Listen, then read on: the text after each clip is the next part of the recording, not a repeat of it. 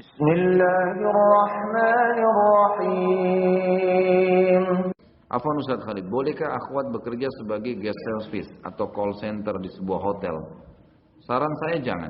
Saran saya kecuali memang ada hotel syariah yang memang mengkhususkan masalah itu dan memang dia melayani tamu-tamu perempuan khusus, itu lain.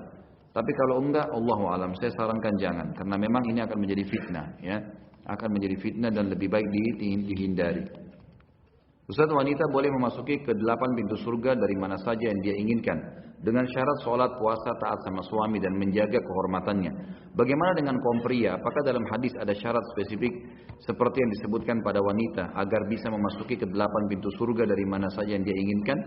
Tadi misalnya ada hadis Bukhari yang masalah wudu, ya, dan mengucapkan 2 kalimat syahadat dia akan masuk surga dari 8 pintu yang dia inginkan, kan ada, gitu kan? Jadi ada saja, insya Allah ada. Ya. Dan Allah Subhanahu wa taala sudah mengatakan dalam Al-Qur'an, teman-teman sekalian, dalam surah An-Nisa, a'udzubillahi minasyaitonirrajim, wala tatamannaw ma faddalallahu bihi ba'dakum ala ba'd. Lirrijali nasibun mimma iktasabu walin-nisa'i nasibun mimma iktasabun was'alullaha min fadli. Al-ayat. Janganlah kalian saling cemburu laki-laki dan perempuan terhadap apa yang Allah karuniakan satu sama yang lain. Laki-laki punya bagian dari apa yang telah Allah wajibkan, perempuan punya bagian dari apa yang telah dia wajibkan. Jangan antum cemburu karena perempuan haid tiap bulan. Oh berarti dia libur sholat nih, enak bener 6 hari libur sholat, gitu kan? Terus bisa masuk surga. Saya 365 hari nggak pernah libur, nggak ada urusannya. Itu Allah pencipta maunya begitu, kan gitu. Sebagaimana juga kalau akhwat mengatakan, kok laki-laki di surga dapat 2 bidadari? Nah, apa yang antum mau jawab misalnya? Kan gitu. Memang sudah Allah bagi seperti itu, kan gitu. Makanya lebih baik nggak usah banyak tanya. Katanya kita akan ditemani oleh bidadari. Bagaimana jika kita sudah menikah? Tetap dapat tambahan. Sudah saya bilang jangan banyak bertanya. Emang yang bertanya ini nggak mau? Hah? Kalau sudah menikah istri antum ikut, gitu kan? Jika bayinya baru lahir langsung meninggal, katanya sebagai tabungan akhirat untuk bapak ibunya. Benar. Hadisnya banyak. Riwayat ahli sunan di mana Nabi SAW mengatakan akan terdengar suara gemuruh di depan surga dan Allah Subhanahu wa taala lebih tahu suara apa itu. Tapi Allah bertanya pada para malaikatnya, suara apa itu? Mereka mengatakan itu adalah suara anak-anak muslim yang meninggal sebelum balik. Mereka meminta agar orang tua mereka dimasukkan ke dalam surga bersama mereka. Maka kata Allah Subhanahu wa taala, masukkan orang tua mereka bersama mereka. Kata ulama, janji-janji seperti ini akan didapat oleh seorang muslim yang belum merusak keislamannya, tidak murtad, tidak musyrik, gitu kan? Bukan orang munafik, maka dia mendapatkan itu. Jika kita menjodohkan seseorang sampai dia menikah, katanya dapat masjid di surga nanti. Tidak ada dalil masalah itu. Ya. Bahkan tidak ada disebutkan di dalam dalil-dalil kalau ada masjid lagi di surga, gitu kan? Ya. Kalau istana mungkin, tapi saya tidak pernah temukan dalilnya. Allahu a'lam. Tapi antum kalau menjadi penyebab orang berbuat baik kayak menikah, selama mereka berumah tangga bersama-sama kita dapat pahalanya, gitu kan? Seperti itulah. Mengapa terkadang saya suka berpikiran buruk hal-hal yang aneh? Bagaimana solusi menghilangkan agar hati ini senantiasa bahagia? Pertama sekali ilmu, majelis ilmu. Ilmu itu akan mengubah segala-galanya. Jangan pernah tinggalkan ilmu sehari. Kalau tidak bisa hadir majelis ilmu, dengarkan. Pakai Walkman, pakai headset, dengarin di YouTube, dengarin di macam-macam. Ya, banyak ceramah sekarang bisa didengarkan, asal ceramahnya benar. Itu yang pertama. Yang kedua, bermohon kepada Allah SWT, berdoa. Kira-kira apa penyebabnya Allah? Dan sambil kita muhasabah, nanti Allah akan berikan petunjuk tuh, kan gitu. Oh ternyata saya berpikiran begini ini mungkin karena saya pernah belajar tenaga dalam misalnya, atau pernah ke orang-orang yang tidak pintar, ya, atau pernah apalah yang melakukan kesalahan-kesalahan, maka beristighfar kepada Allah SWT. Kalau pernah dikasih buhul-buhul, ya, pernah dikasih kertas ke apalah, itu semua buang, bakar semuanya. Karena biasanya sumber-sumber sumpeknya dari situ. Atau ada kantong-kantong kemaksiatan masih terbuka, masih sering tonton, baca, ya, bertemu, interaksi dengan hal-hal yang haram, ini penyebab sumpek semuanya. Penyebab sumpek semuanya harus dihilangkan, ya, diangkat, gitu kan? Kemudian bergaullah sama teman-teman yang soleh, teman-teman yang baik. Kalau akhwat tentu yang solehah. Ketika proses nyicil barang dan kendaraan tidak tahu riba atau haram, baru mengetahui itu riba setelah lunas. Apakah barang kendaraan ini masuk dalam kategori haram? Jika iya, bagaimana solusinya, dijual cuma-cuma atau bagaimana? Tentu saja tidak. Jadi halal kalau tidak tahu. Surah Al-Baqarah 275 menjelaskan masalah itu. Antum bisa kembali ke situ. Al-Baqarah 275 menjelaskan. Jadi kalau seandainya orang-orang itu sudah taubat dari riba, ya, maka dia sudah mendapatkan falakum masalaf, milik kalian yang sudah lalu, gitu kan? Asal dia tidak tahu ya. Beda kalau antum tahu dari awal riba, antum sengaja masuk, ini jadi haram semuanya. Ini jadi haram semuanya. Antum cuma bisa ambil pokok uang saja. Pokok uang yang kita pakai awalnya. Sisanya riba nggak boleh dipakai. Tapi kalau tidak tahu jadi halal. Memelihara jenggot adalah sunnah Rasul. Lalu bagaimana ada orang yang mengatakan memelihara jenggot itu membuat wajah tidak bersih. Bahkan bilang bukankah kebersihan sebagian daripada iman? Itu yang menilai tidak bersih siapa? Saya berada jenggot begini tiap hari saya sampoin 2 kali. Saya sampoin 2 kali, saya sisirin, alhamdulillah. Dan istri saya bahagia dengan saya pakai jenggot. Itu yang bilang tidak bersih itu ngawur dia. Persepsi dia saja. Bagaimana caranya dia bisa memvonis seperti itu? Nabi SAW manusia terbaik. Manusia berjenggot sampai ke dada beliau SAW. Itu cuma persepsi. Jadi kalau selama ini antum tanamkan di benak antum, oh jenggot itu kotor, itu persepsi kan gitu. Sebagaimana orang kalau menganggap kayak perempuan pergi ke acara perkawinan kekurangan kain, tebelah pahanya, tebelah dadahnya, segala macam. Kekurangan kain gitu. Dia percaya diri aja. Karena dia persepsi ini bagus, ini keren. Maka dia lakukan seperti itulah. Sekarang orang-orang beriman harus tampil, harus tampil menunjukkan mana sunnah Nabi SAW dan dia harus bangga dengan itu, mengubah persepsi yang negatif itu. Tidak ada hubungannya sama sekali jenggot dengan kekotoran, kecuali orang dasarnya tidak bisa merawat. Dan memang sunnah Nabi SAW merawat. Nabi SAW meletakkan wangi-wangian dari rambut beliau sampai ke jenggot beliau SAW. Bahkan para sahabat mengatakan kami kalau mendekat dengan Nabi SAW kami temukan bau beliau tertinggal. Dan kalau kami salaman kami akan temukan baunya sampai 2-3 hari. Bau wangi Nabi SAW. Jadi itu adalah simbol kebaikan. Ketika bangun hendak sholat subuh malamnya saya bermimpi bersubuh dan keluar cairan. Haruskah saya mandi wajib dulu untuk mengerjakan sholat subuh atau hanya mengambil air wudhu? Wajib mandi. Keluar sperma berarti klimaks, berarti wajib mandi. Wajib mandi junub dulu baru kemudian ya sholat ya. Dan perlu diketahui ya, mandi junub ini dari syaitan ya, bukan prestasi. Jangan dianggap oh saya mandi junub ini bagus gitu, enggak. Dari syaitan. Makanya dikatakan Nabi SAW tidak pernah mandi junub. Kalau antum insya Allah ya, zikir sebelum tidur tidak akan mimpi dengan izin Allah SWT. Tapi kalaupun terjadi harus mandi dulu. Bolehkah ketika sholat kita memejamkan mata? Tidak boleh. Tidak boleh. Ini waswas syaitan. Dalam hadis kata Nabi SAW, Allah ya terus memandang wajah seorang hamba selama matanya masih ke tempat sujudnya. Jadi kita dianjurkan buka. Itu waswas syaitan yang menganggap kita atau membuat kita seakan-akan kalau buka mata itu ya, tutup mata itu lebih khusyuk. Itu enggak benar. Paling beberapa detik pertama setelah itu antum akan mengkhayal. Adakah tata cara mandi junub atau besar sesuai dengan sunnah Rasul? Tentu saja. Membasuh telapak tangan 3 kali seperti basuh tangan wudu, membasuh wajah 3 kali, kemudian membersihkan kemaluan sampai bersih, kemudian wudu seperti wudu sholat. Lalu kemudian mengambil air dengan tangan kanan dan diletakkan di sisi kanan kepala sampai terasa di kulit kepala. Lalu kemudian siram sisi kanan, baru kemudian menyiram seluruh tubuh. Itu yang saya tahu. Allahu a'lam. Apakah setiap manusia masih bisa memilih jalan dalam hidupnya untuk masuk ke dalam surga atau ke neraka? Karena banyak sekali perintah atau larangan dalam agama. Ataukah setiap manusia takdirnya sudah mutlak dan ditentukan untuk masuk surga atau neraka sebelum mereka lahir? Tentu saja dia punya pilihan. Masuk surga dan neraka adalah pilihan dia. Tidak ada yang lain. Ya, tidak ada paksaan dari Allah Subhanahu Wa Taala. Allah menurunkan hukum, ini perintah yang patuh akan dapat pahala dan masuk surga. Ini larangan yang melanggar akan masuk ke neraka. Jadi memang pilihan dia. Tidak ada paksaan dari Allah Subhanahu Wa Taala. Makanya penghuni neraka nanti masuk ke dalam neraka dalam kondisi mengakui keadilan Allah Subhanahu Wa Taala. Sekarang antum hadir di majelis ini. Siapa yang suruh antum? Bisa antum keluar, bisa ke diskotik, bisa berbuat dosa-dosa, bisa. Bisa juga antum memilih untuk taat kan gitu. Pilihan ini memilih ke majelis ilmu berarti pilihan untuk masuk ke dalam surga. Hadirnya orang ke diskotik pilihan dia sendiri, berzina misalnya, maka berarti dia menuju ke neraka, kan gitu. Jadi pilihan dia sendiri, enggak ada campur, enggak ada sama sekali di situ Allah menyuruh menakdirkan diri pasti di neraka ini masuk surga, enggak. Tapi di Lauhil Mahfud Allah Subhanahu wa taala sudah catat siapa penghuni surga sama penghuni neraka. Dengan keluasan ilmunya Allah, kalau orang ini pada saat dia hidup dia akan berbuat perbuatan neraka, kalau orang ini akan buat perbuatan surga, maka Allah catatkan sebagai takdirnya. Tapi di sini berhubungan dengan ikhtiar si hamba tadi. Setelah manusia meninggal, dikuburkan, di manakah ruhnya? Di alam barzah. Di alam barzah. Di manakah alam barzah? Ini Allahu a'lam. Ya. Ulama masih belum ada yang menekankan secara pasti. Tidak ada yang menekankan secara pasti. Ya.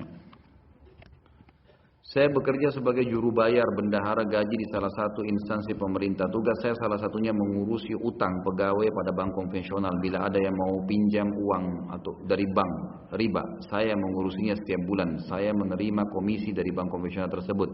Sejak saya rutin mendengarkan ceramah dan kajian Ustadz baik di YouTube maupun langsung, saya mulai menyadari betapa dosanya saya selama ini.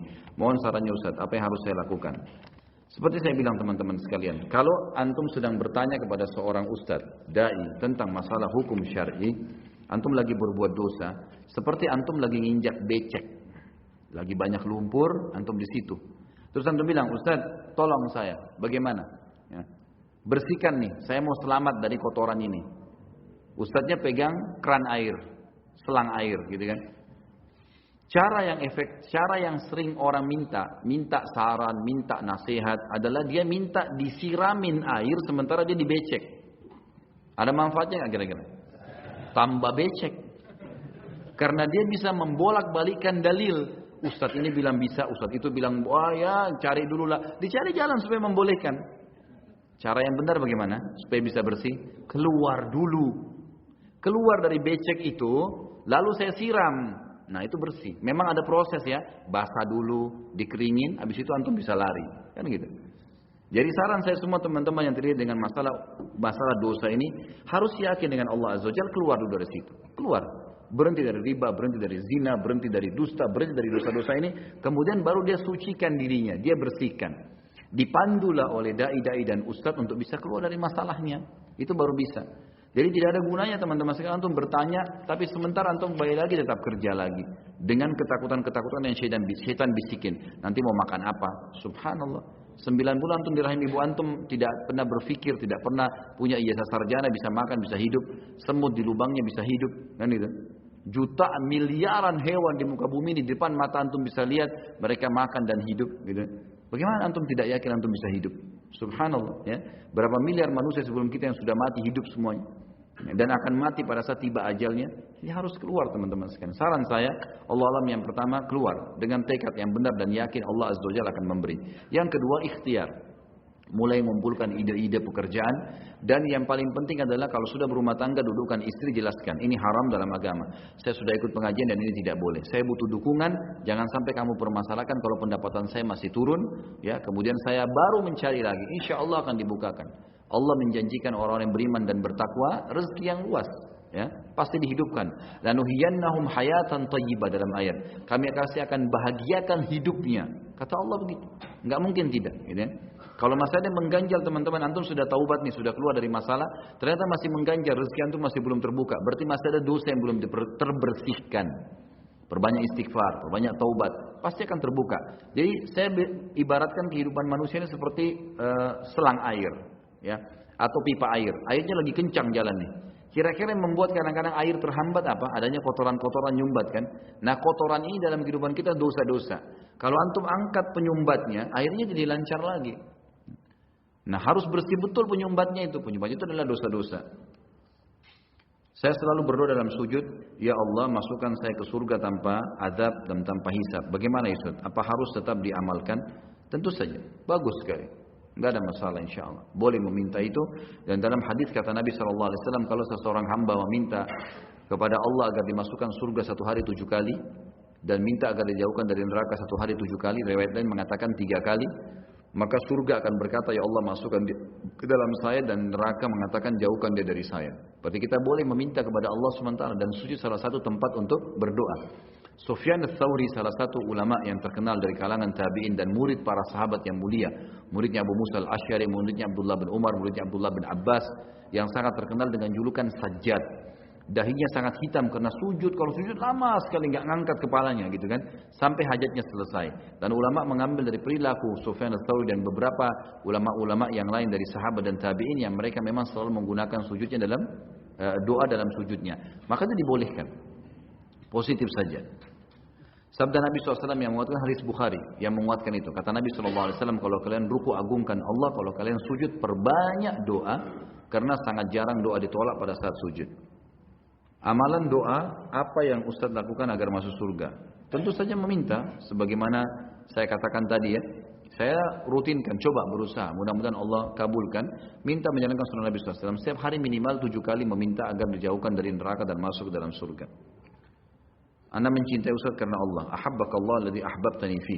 Semoga Allah mencintai Anda semoga Allah mencintai Anda karena Anda mencintai saya karenanya. Itu sunnahnya ya. Setelah kita masuk surga, dapatkah kita melihat orang yang menghina Islam sewaktu di dunia?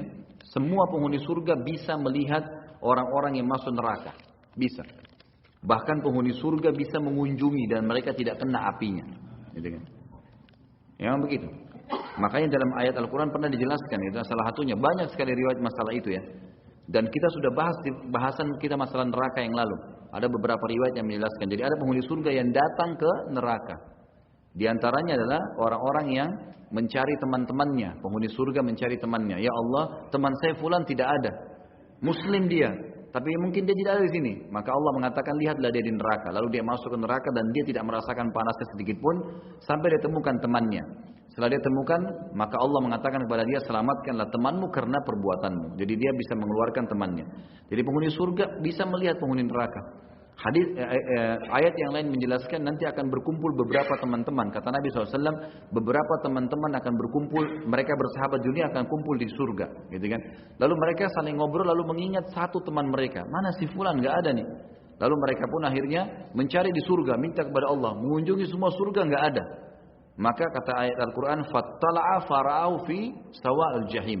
Maka mereka pun mengeliling di neraka dan mencari tahu ternyata orang itu masuk di neraka, ada di neraka temannya itu. Gitu kan? Maka sahabat-sahabatnya mengatakan, in kitta la turdin, hampir saja kau celakakan saya, gitu kan? Kalau saya dulu ikutin kamu, maka saya akan masuk bersama kau di neraka, gitu kan? Ternyata temannya mengatakan, ainnaka laminal musaddiqin, apakah kau dulu percaya? Ya, jadi temannya dunia bilang, untuk apa kau sholat? Apa itu surga, neraka? Itu cuma dongeng dan seterusnya.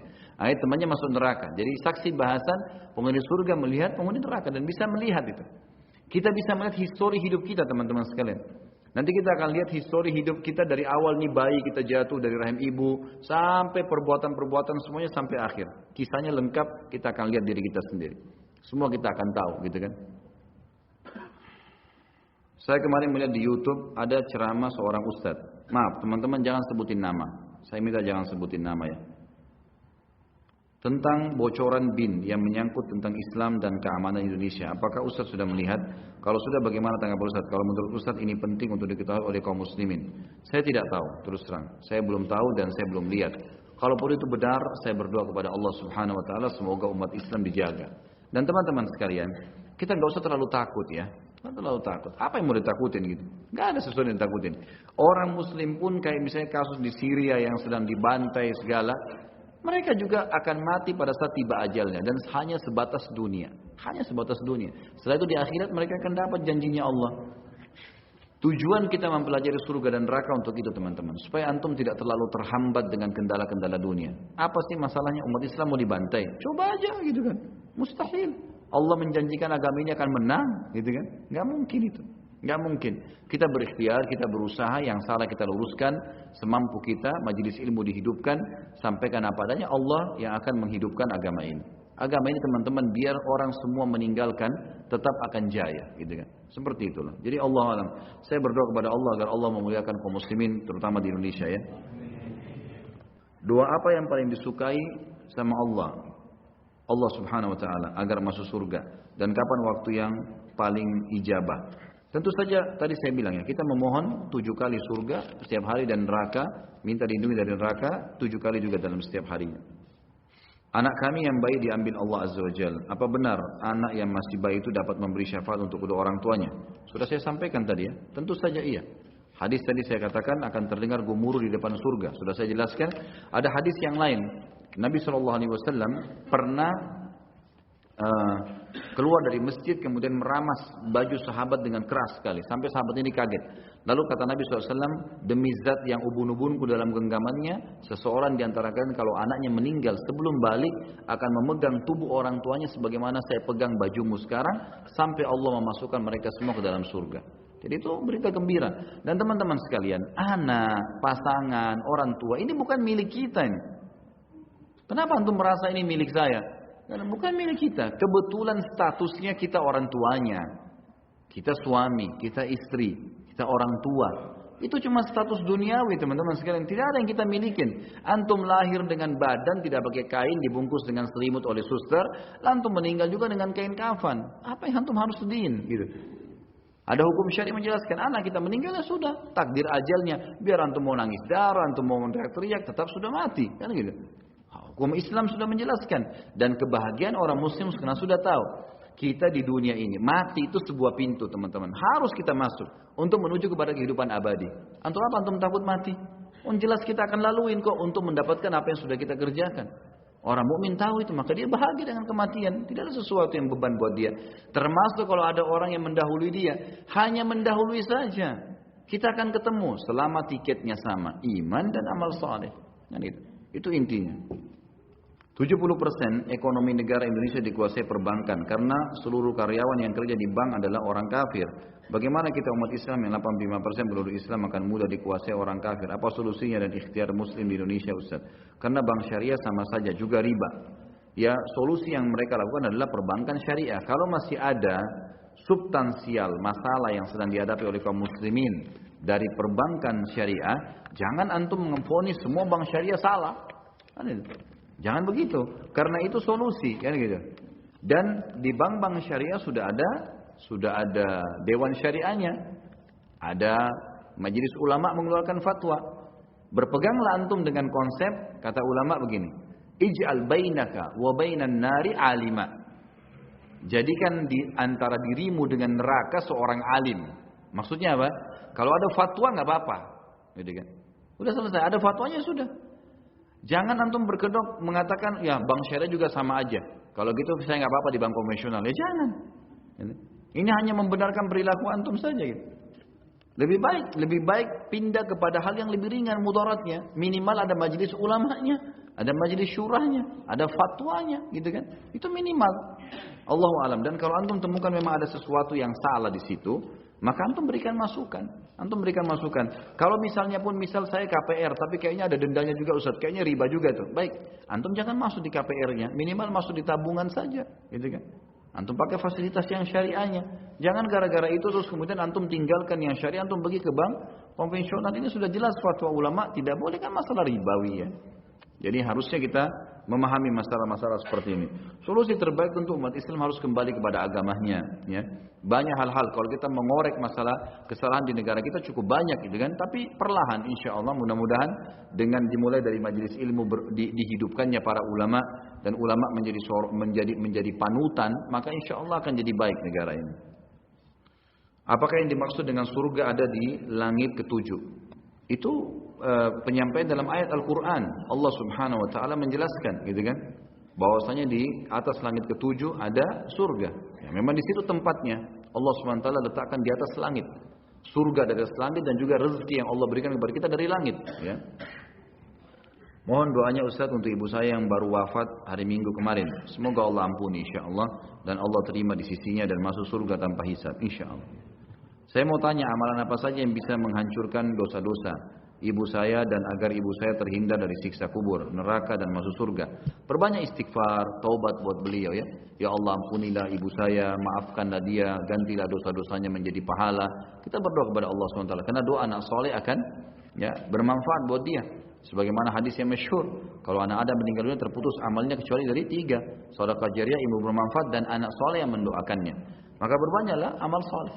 Ya, dalam arti kata yang dibolehkan seperti bersedekah, ada masjid lagi butuh bantuan kita sumbangin. Tidak perlu dilafatkannya dalam hati untuk ibu saya misalnya, sudah cukup. Yang paling penting adalah memperbanyak doa. Saya ingin bertanya bagaimana saya harus bersikap dalam urusan harta istri atau warisan. Apakah saya harus turut campur karena seperti buah si malakama? Jazakallah khair. Semoga Ustaz dan keluarga selalu dilindungi oleh Allah. Jazakallah khair doanya. Kalau saran saya jangan terlibat kecuali antum diminta saran. Begini teman-teman sekalian, sibukkan diri pada hal yang ada manfaatnya buat kita. Tidak ada manfaatnya jangan campurin, gitu kan? Jangan campurin. Yang kelihatan depan mata kemungkaran yang antum pungkiri, gitu. Yang orang tidak lakukan antum ingatkan. Kalau yang tidak jangan dicampurin, lebih baik, gitu kan? Teman-teman sekalian begini, sederhanakan hidup. Kerjakan yang diperintahkan, tinggal yang dilarang sampai antum mati. Mati masuk surga. Itu aja, gitu kan? Kita mau makan, makan yang halal. Kita mau kerja, kerja yang halal. Walaupun sedikit, gitu kan? Berteman dengan orang-orang yang baik. Azan kita sholat, sampai mati, sabar sampai mati saja. Udah masuk surga tuh. Nggak usah tambah-tambah program macam-macam mencari tahu kesalahan orang, ungkit-ungkit ini, urus itu, fitnah ini. Apa manfaatnya? Habisin umur nggak ada manfaatnya. Bahkan lebih parah lagi, antum sudah amalnya sedikit, diambil lagi oleh orang yang antum fitnah pada hari kiamat. Ini orang yang super rugi, gitu kan? Tidak ada manfaatnya sama sekali. Mohon pendapat Ustaz. Saya dan istri sama-sama kerja sebagai PNS. Istri saya PNS perawat di sebuah RSUP di Jakarta. Kerjanya kena shift. Kami punya anak 2 tahun. Saat ini kita tidak punya asisten rumah tangga. Jadi saat kami bekerja, anak kami bersama dengan orang tua saya yang datang dari kampung. Ibu saya meninggalkan suaminya sementara untuk merawat anak saya. Istri saya ingin keluar dari pekerjaannya dengan alasan ingin fokus mendidik anak dan mengurus rumah tangga kami supaya tidak merepotkan orang tua. Tapi saya masih bingung karena saat ini kami masih ngontrak, belum punya rumah. Jujur saya takut perekonomian kami berkurang dan tidak cukup untuk kedepannya. Apa yang harus saya lakukan Ustaz? Saya bingung. Sebenarnya saya juga tidak ingin merepotkan orang tua saya, juga ingin akan ceramah. Tenang. Saya aja sabar baca, masa antum tidak sabar dengar? Saya bingung, sebenarnya saya juga tidak ingin merepotkan orang tua saya, juga ingin akan ceramah Ustaz. Jika wanita itu adalah tulang rusuk dan seharusnya disimpan. Bila istri saya keluar PNS, apakah dia berdosa karena melanggar sumpah PNS? Demi Allah kami akan melakukan tugas negara sebaik mungkin dan tidak mementingkan kepentingan golongan pribadi. Terima kasih. Jadi ada solusi. Kalau antum tetap mau kerja dengan istri, anak antum bawa titip di kampung, gitu. Kasih kepada ibu antum, suruh bawa, biarin diurus di sana. Udah. Itu solusi yang terdekat. Kalau tetap mau kerja, itu solusi yang boleh. Kalau mau solusi yang lebih ideal, istri antum berhenti kerja. Udah. Istri antum berhenti kerja. Dan ibu antum suruh kembali, minta kembali beliau untuk ngurus suaminya. Enggak boleh membekalikan tugas suami gara-gara urus anak antum. Dari sisi mana syar'inya? Enggak ada. Malah antum mengajak ibu antum durhaka dengan suaminya, dengan tidak boleh. Hanya karena ego kita, masalah istri harus kerja.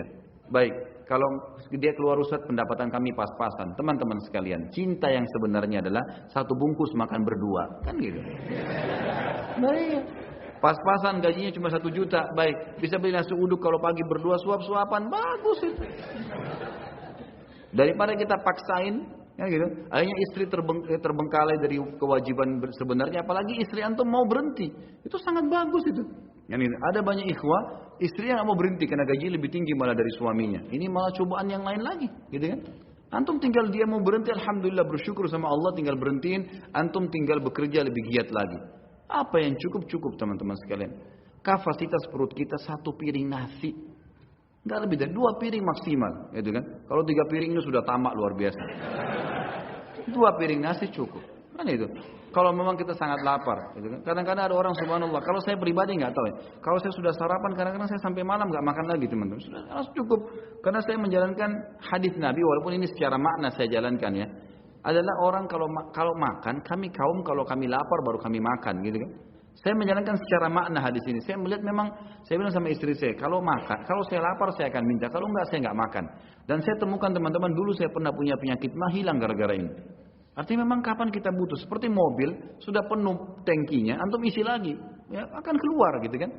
Makanya saya rasakan banyak sekali manfaatnya. Nah itu.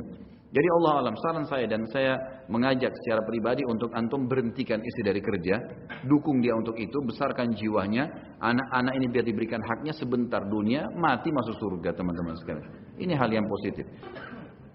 Ada bunyi hadis, barang siapa yang melaksanakan sholat subuh secara berjamaah di masjid, lalu ia duduk sambil berzikir pada Allah hingga matahari terbit, kemudian ia melaksanakan sholat 2 rakaat, maka ia seperti memperoleh pahala haji dan umroh.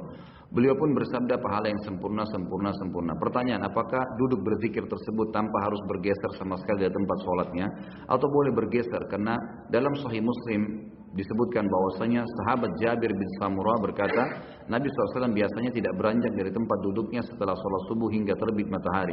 Apakah apabila matahari terbit beliau berdiri meninggalkan tempat sholatnya? Ini ulama menjelaskan, selama dia tidak keluar dari musallahnya,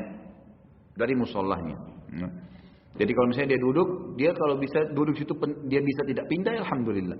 Tapi kalau dia harus pindah, karena ada majelis ilmu misalnya, akhirnya bergeser, ya, atau harus ambil Quran di belakang, kemudian dia duduk, ya. Selama dia masih di tempat dia sholat, insya Allah masih dapat. Ya, tapi lebih afdal dia tidak bergeser, lebih afdal. Tapi boleh saja, tidak ada masalah. Sama halnya kalau antum harus batal wudhu ke kamar mandi dulu, kemudian kembali lagi. Ya, sholat tahiyat masjid di pojok tempat itu lalu duduk di sana, pindah posisi, tidak ada masalah. Insya Allah tidak ada masalah. Semoga Ustaz Khalid dan keluarga senantiasa dalam lindungan Allah, sama-sama insya Allah. Jazakallah khair doanya. Apakah di akhirat manusia masih memiliki akal fikiran serta hawa nafsu? Masih ada tentunya. Ada akal fikiran, ada hawa nafsu, ada, gitu kan? Tetapi semuanya terkontrol, ya. Semua sudah berbeda dengan kehidupan dunia. Tidak ada beban masalah lagi.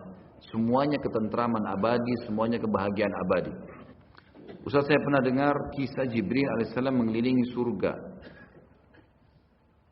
selama ribuan tahun dan belum sampai terkelilingi semuanya, lalu Allah berfirman, surga apa ini? Mawar untuk hambaku yang sholat 2 rakaat. Apakah benar kisah ini, Ustaz?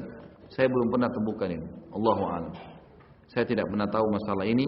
Dan di antara buku-buku surga yang saya baca pun buku ini, dan ada juga buku satu Tamasya ke Surga, juga belum pernah saya temukan riwayat itu. Subhanallah wa bihamdihi, subhanallahil azim.